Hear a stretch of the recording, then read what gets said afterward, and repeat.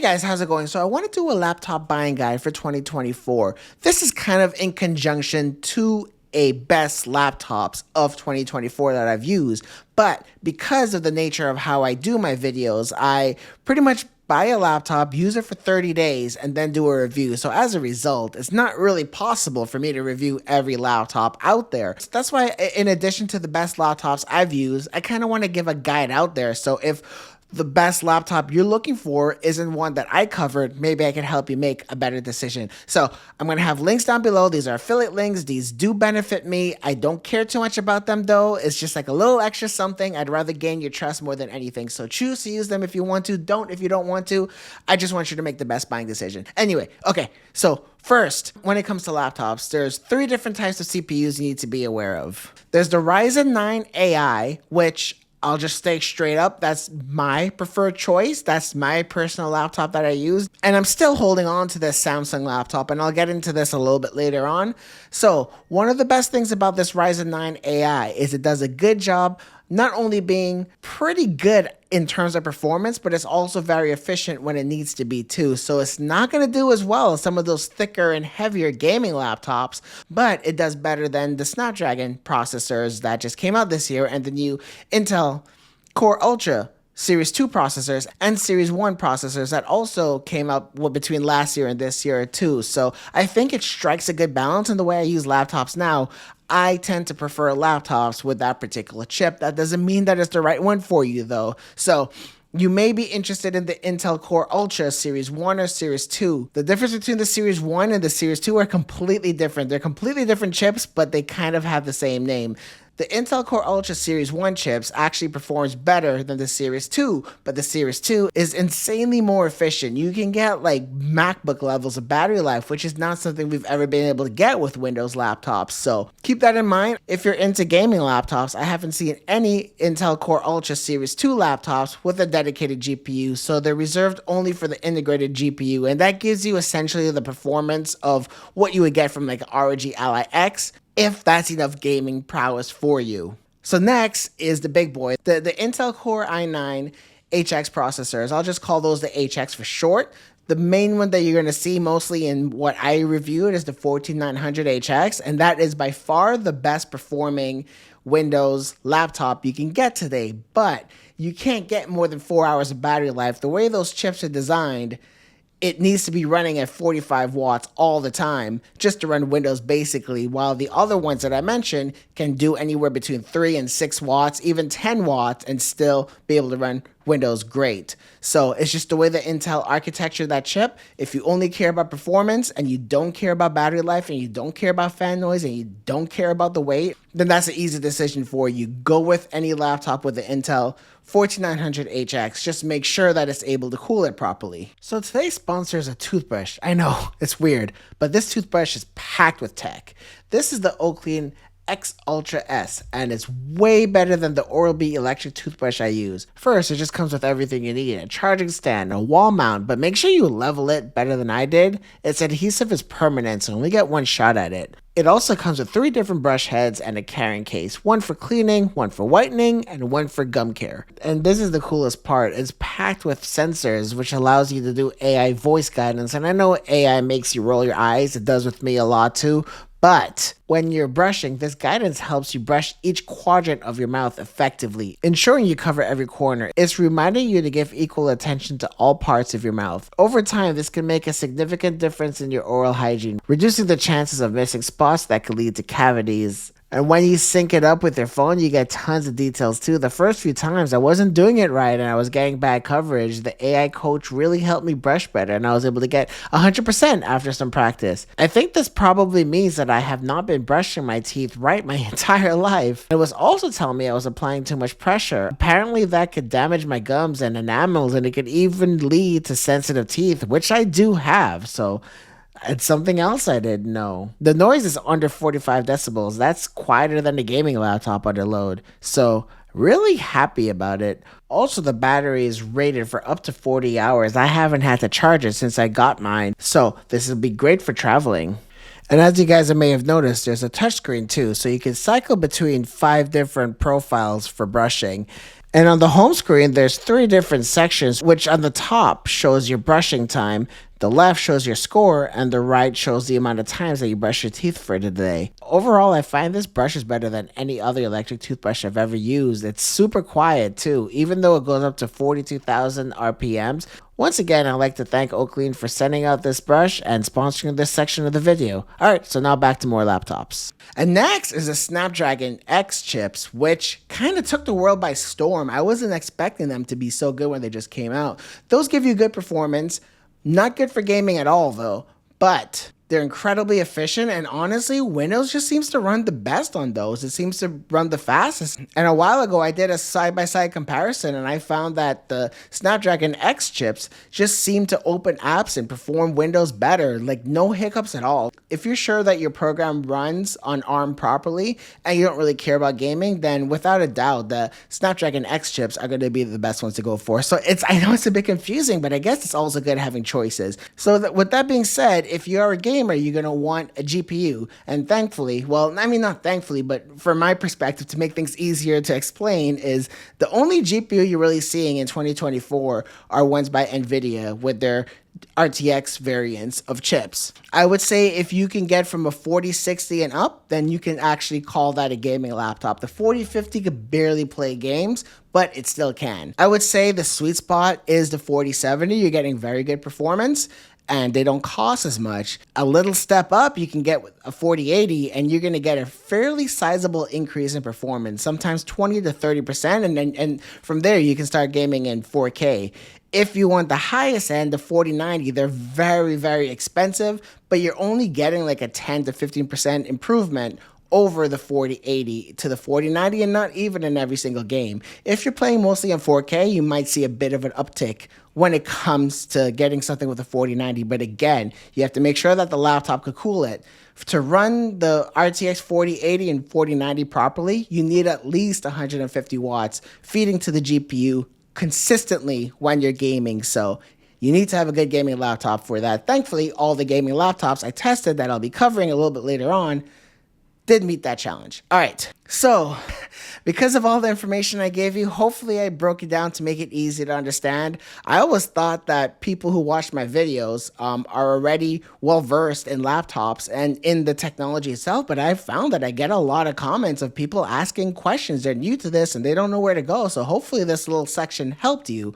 Anyway, okay, so now let's get into some of the actual products that I reviewed that I'm recommending. So the best 14-inch laptop, and this caught me by surprise, is the Omnibook 14. And it does come in a Snapdragon variant, but the version that I tested ran the Intel Core Ultra Series 2, and that was one of the best laptops I've ever used. It has impeccable build quality. It has the same 3K OLED panel. Oh, by the way, if you see any 14 laptops that's 120 Hz with an OLED panel, they're all the same panel. And if you get it calibrated using SpiderCal or whatever you want to use, then they'll look identical across each laptop. So that, in a way, makes it easier. But anyway, it comes with a really cool looking charger, a great keyboard, and it has a 360-degree convertible design.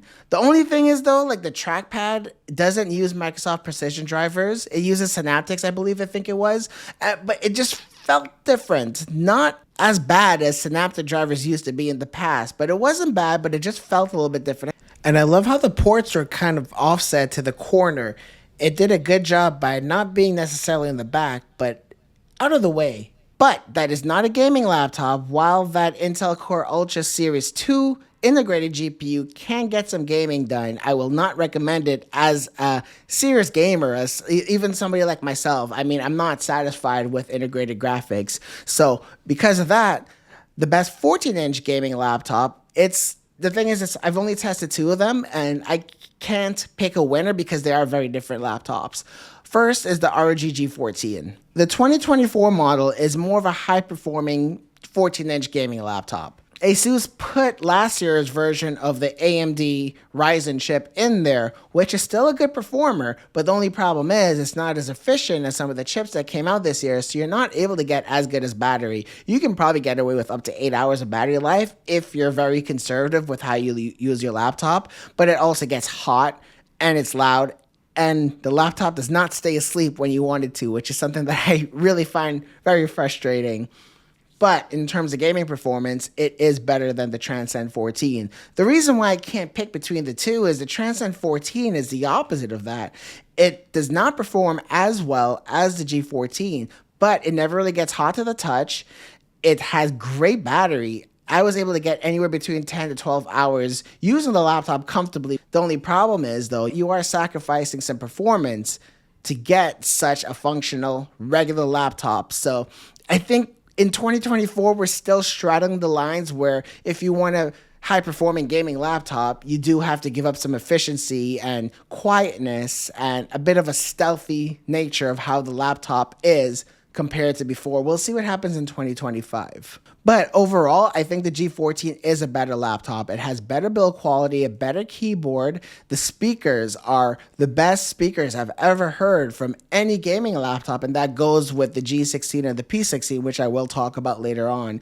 I think they sound a little bit better than the MacBook Pro series, which is quite impressive. So Asus did a good thing with designing this G14.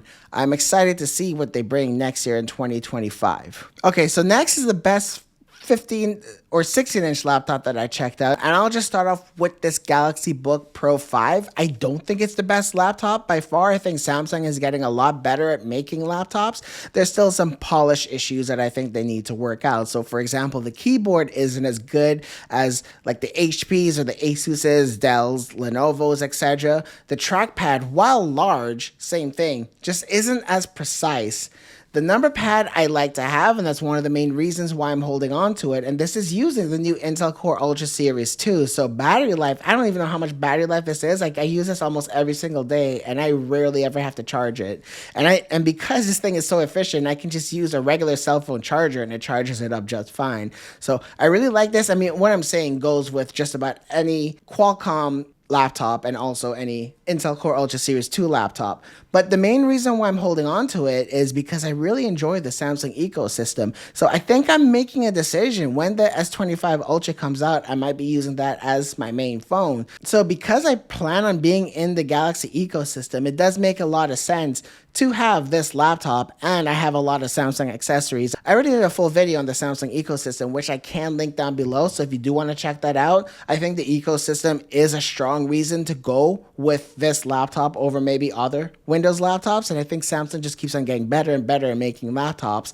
but I think this is still a very functional one. The best laptop for creators, which I don't know, just like a vague random term, creator. The way I should phrase this though is the best laptop for someone who wants a MacBook should go with the Asus ProArt P16. This is actually my main laptop. It's the laptop I have on behind me. It's what I'm using to record my video. I make all my videos using that. I do a lot of my gaming with it. It's a fantastic laptop. And that laptop I've had since it came out, like probably 4 or 5 months ago, and it's the only laptop I'm using. I mean, having this Samsung laptop is a bit of an extra splurge. If I was to only deal with one laptop, it would be that. Because, like I mentioned before, what I like about those Ryzen 9 AI chips is it's efficient when it needs to be, when it's on battery, but it can still pull some horsepower when it comes to gaming and video editing and all that other good stuff. So because of that, that's the laptop I chose to use.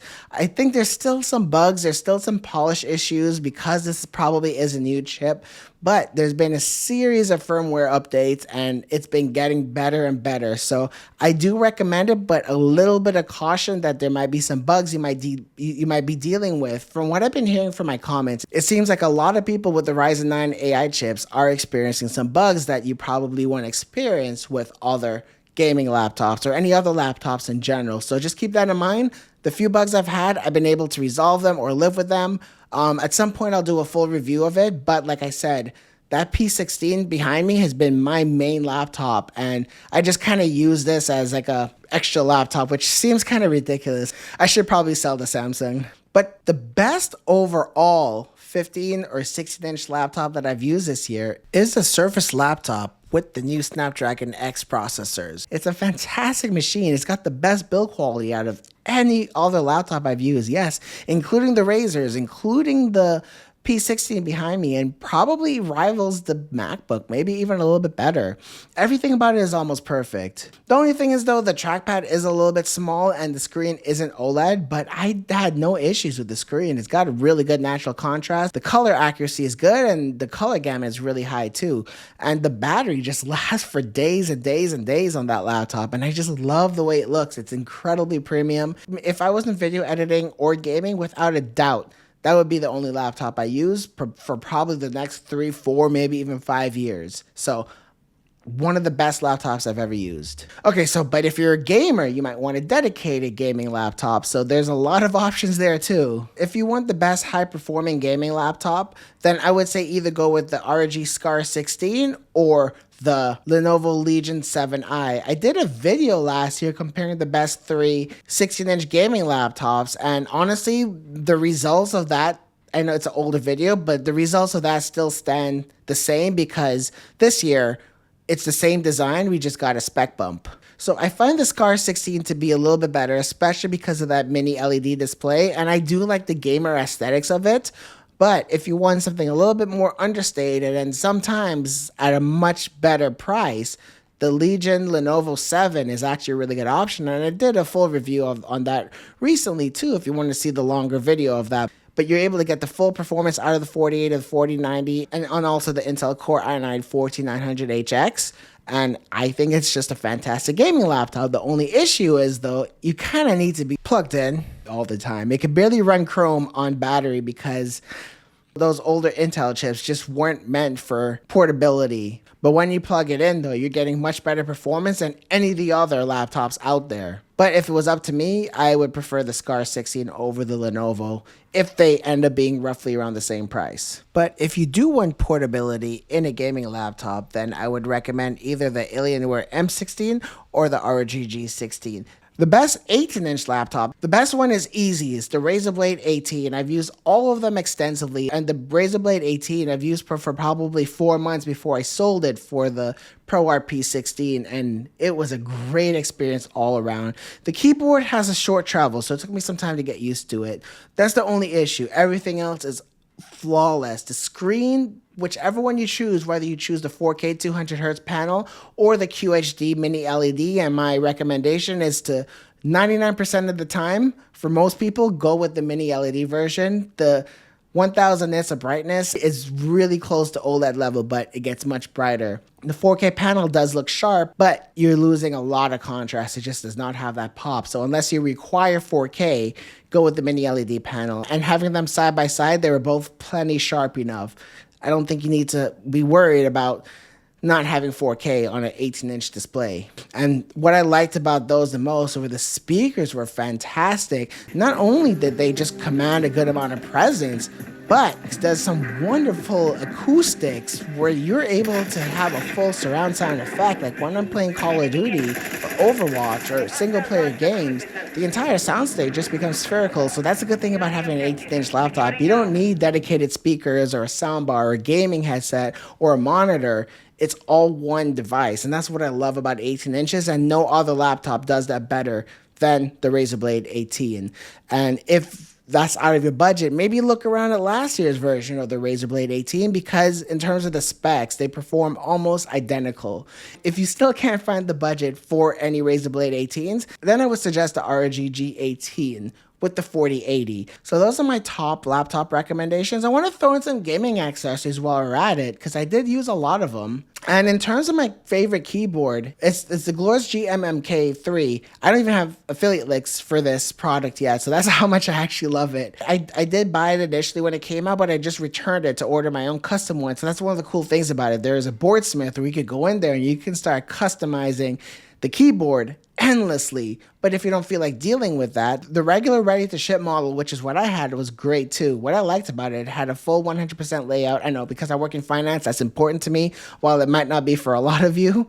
But I found the responsiveness of that keyboard to be the fastest I've ever used versus any of the Razers I've used, the Wooting, all of them, etc. I still think the best keyboard overall is the ROG Azoth Extreme, but that thing's $500, and I don't think it's worth it. I think you can get away with a good combination with customizing your own GMMK from anywhere between like $180 to up to $300, and you're getting something that smokes any other keyboard out there. Really recommend it, and I can't wait till my custom one comes in. And the best gaming headset, without a doubt, almost the only one I would recommend if you have a budget of $300 is the Audeze Maxwell. They by far sound the best, have the best sound stage, especially when it comes to playing first-person shooters. When you're playing single-player games, it's able to mix all the different tracks together. One thing about video games is the mix is incredibly complex. If you're running around, there's footsteps, there's music playing in the background, there's all the sound effects, and sometimes there's dialogue. So having a good headphone can really make you be able to hear all of that comfortably, and also while delivering a good soundstage to where it just feels like you're not listening to headphones anymore, but you're hearing sounds all around you. And the Audeze Maxwell is the only one that really does that well. A lot of other gaming headsets are trying and they're getting better, but I just feel like they sound processed and fake. The Odyssey is the most faithful to how I feel the game should actually sound. And finally, if you need a mouse, the overall best one I've used is this Logitech Superlight. This is the newer version. This is the Superlight Pro. One of my favorite mice. It's very simple, it's light, and it performs well. And because it's pretty small, you can travel around with it easily. These are the best products I've used. There might be a lot of products that I have not talked about, so feel free to hit me up in the comments, and I'll respond to as many as possible to help you make the best buying decision. All right, guys, happy spending. Have a happy 2024, and I'll see you guys in 2025. Thanks. Bye.